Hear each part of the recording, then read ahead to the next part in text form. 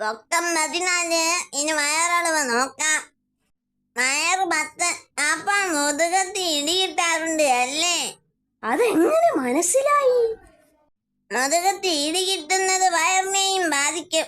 പൊക്കവും വയറളവും നോക്കി ഇങ്ങനെ പലതും മനസ്സിലാക്കാം. കടുവച്ചാരുടെ പൊക്കം 22, വയറ് 19. കഴിഞ്ഞ ആഴ്ച 4 മുട്ട തിന്നു അല്ലേ?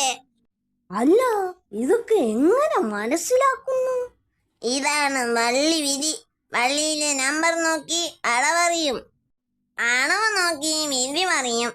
എങ്കിലേ നമുക്കിതൊരു ബിസിനസ് ആക്കാം. വള്ളി വിധി അളക്കൂ, വിധി അറിയൂ. ഫീസ് 3 മുട്ട. പൊക്കം 13, വയറ് 12. എനിക്കൊരു വയറേ ഉള്ളൂ. മീൻ തിന്നിട്ടുണ്ട് അല്ലേ? അത് നിർത്തണം. അത് വെള്ളം കുടിച്ചപ്പോ അകത്ത് കയറിയതാ. പൊക്കം 28, വയറ് 20. തനിക്ക് കല്ലേറ് കൊണ്ടിട്ടുണ്ടല്ലേ? ആരെങ്കിലും അറിഞ്ഞു കാണും, പക്ഷെ ഞാൻ അറിഞ്ഞിട്ടില്ല. താൻ മുള്ളു പറിച്ചിട്ട് വാ, അല്ലെങ്കിൽ വള്ളി പൊട്ടും. ഇതിലെവിടെയോ തന്റെ വയറ്? കൃത്യമായി അടയാളപ്പെടുത്തിയിട്ട് വാ. ഭയങ്കര വെയിൽ, ഞാൻ അകത്തിരിക്കാം. നിങ്ങൾ ആരെങ്കിലും അളന്ന് നമ്പർ പറഞ്ഞാൽ മതി. വിധി ഞാൻ പറയാം. ശരി, അളന്നോളൂ. പൊക്കം 18, വയറ് 15. മുട്ട തിന്നുമ്പോ പൊഴിഞ്ഞു തിന്നാൻ പറ. പൊക്കം 15, വയറ് 8. തലചുറ്റൽ കാണും, വടികുത്തി നടക്കാൻ പറ. ഒരു വിനോദസഞ്ചാരി വന്നിട്ടുണ്ട്, അളക്കട്ടെ. അളന്നിട്ട് പറ. പൊക്കം 22, വയറ് 38. 38? എങ്കിൽ ദഹനം ഭയങ്കര പ്രശ്നമാണല്ലോ. കഴിക്കുന്നത് ദഹിക്കുന്നില്ലേ എന്ന് ചോദിക്ക്. ദഹിക്കുന്നുണ്ട് എന്ന് പറഞ്ഞു. വയറുവേദന ഉണ്ടോ? ഇല്ല. അങ്ങനെ വരാൻ വഴിയില്ലല്ലോ.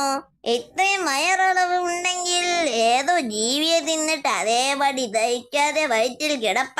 അത് ദഹിപ്പിക്കണം. വയറ്റിലുള്ളത് ദഹിപ്പിക്കാൻ സമ്മതിക്കില്ലെന്നാ പറയുന്നത്. സൂത്ര, ശരി, നമുക്ക് ഒളിച്ചു കളിക്കാം. എന്താ ശബ്ദം കേട്ടത്? സൂത്രന്റെ അമ്മേ, ഒന്നിലെ പറക്കല്ലേ ഉരുണ്ട് വീണ് പടാപ്പുലിയുടെ ഗുഹയിലിടിച്ചു. ഇവിടെ അടുത്തല്ലേ, നമുക്ക് അവിടെ വരെ ഒന്ന് പോകാം. നല്ലൊരു ഗുഹയായിരുന്നു, മൊത്തം വീണ്ടു തകർന്നു. കഷ്ടമായി. ഗുഹ പൊളിഞ്ഞപ്പോ നിങ്ങൾക്കും സങ്കടമായി അല്ലേ? മറ്റൊരാൾക്ക് പ്രശ്നം വരുമ്പോൾ സങ്കടം തോന്നുന്നത് നല്ല സ്വഭാവമാ. കുഞ്ഞിൽ ഒളിച്ചു കളിക്കുമ്പോ ഇനി ഞാൻ കല്ലിന്റെ മുന്നിൽ ഒളിക്കാൻ